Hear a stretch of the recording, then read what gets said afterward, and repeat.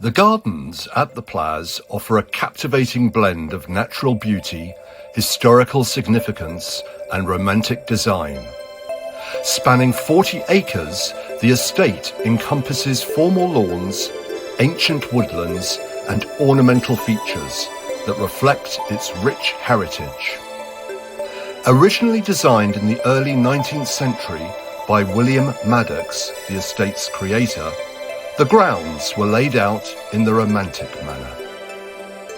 Modern enhancements include Shelley's lawn, adorned with Regency-style chaise longue, a Victorian rose pergola, and a sundial.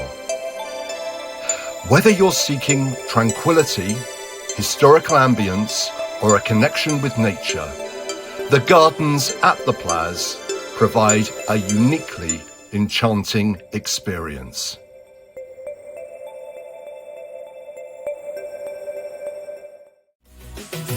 Who's the bard? He's the bard. Oh yes, I'm the bard, the B&B bard.